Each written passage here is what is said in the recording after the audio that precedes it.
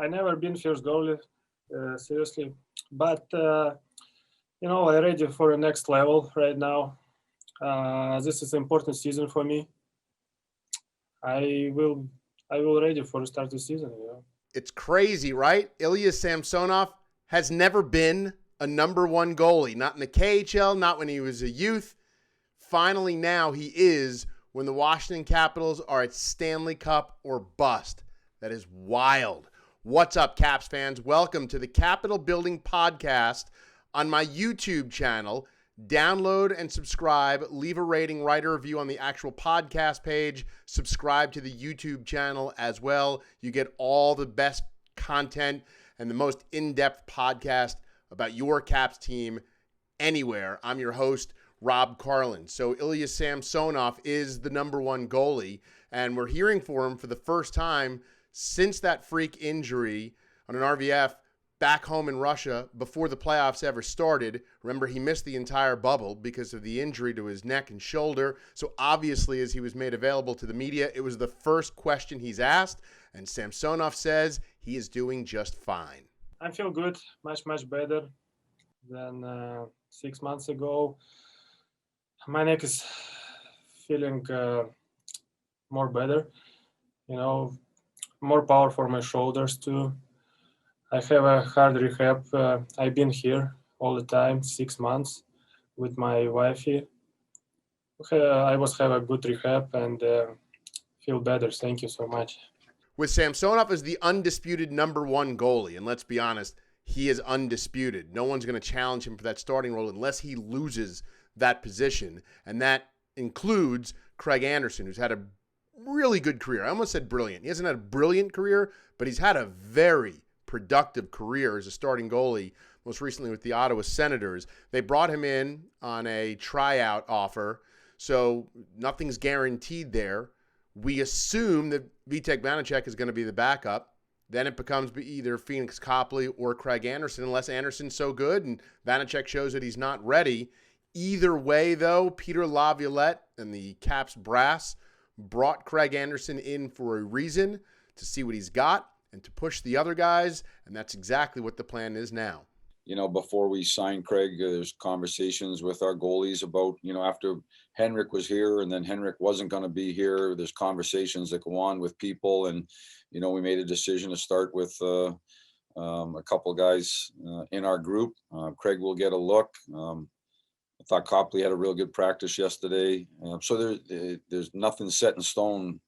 Again, it goes back to the coaches are out there for both practices. We're noticing people that are doing the right things and having good practices. The scrimmages, there's 2 scrimmages coming up. We'll get a chance to evaluate there and then continue to make decisions.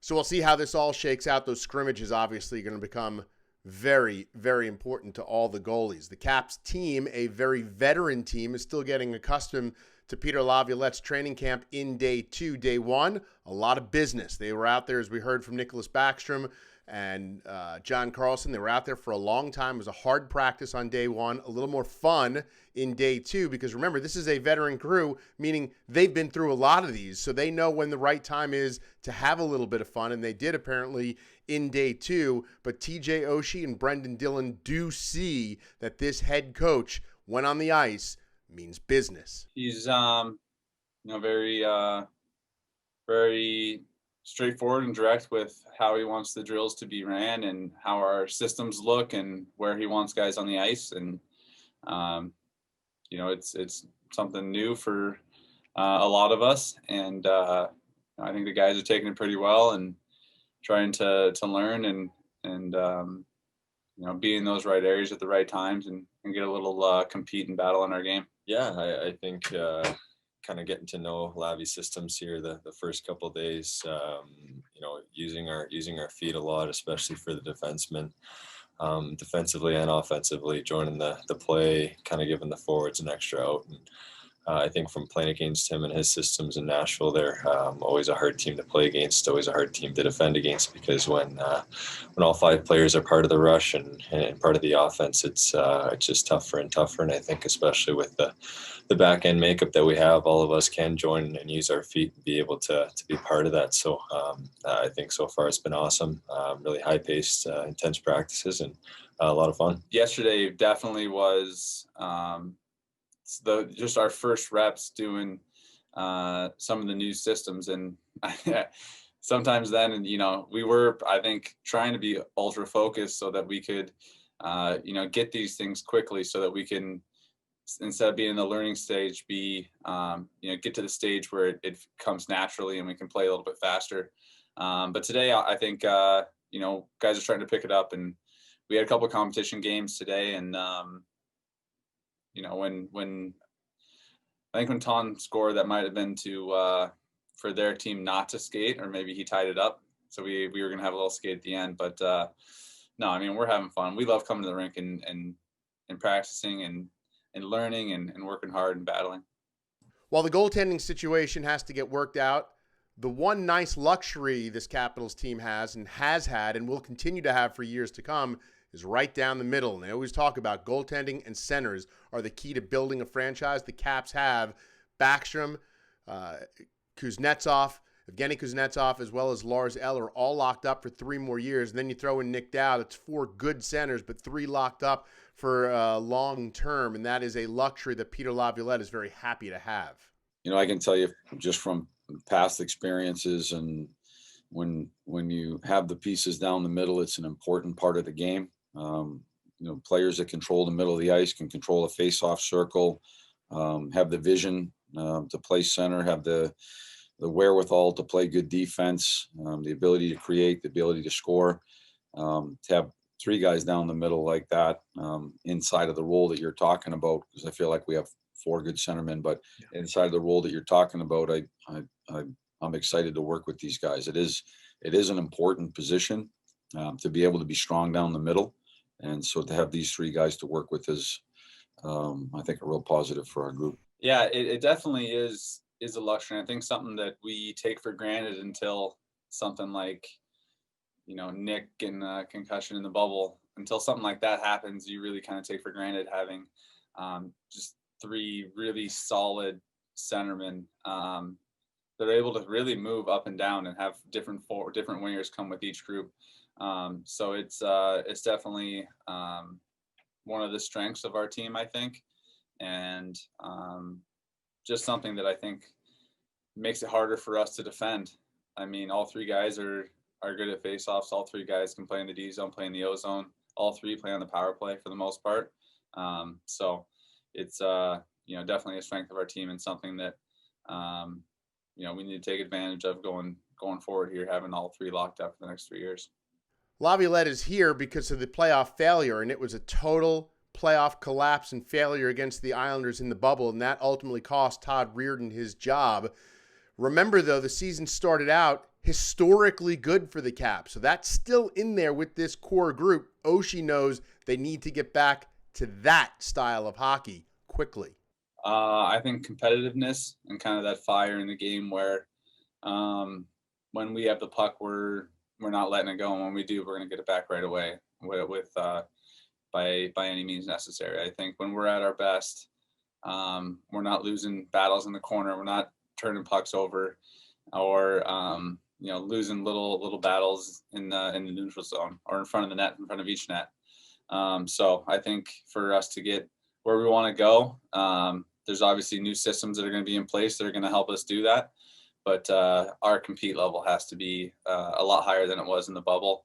And we got a little break to have guys that are back to think about it. We got some new guys coming in that want to make an impression on their new teammates and their new coach, new organization. So we got no excuses to not come out of the gates firing here. Brenden Dillon is a guy who could actually help in the department of being a more physical team, winning those important battles, whether it's in the corner or in front of the net. That's a style that's gotten him very far in this game. Well, I think that's a staple of my game. That's always going to be first and foremost, is being hard to play against. I think I'm continuing every year, as we talk about with the great defensemen I've been fortunate to play with over the years.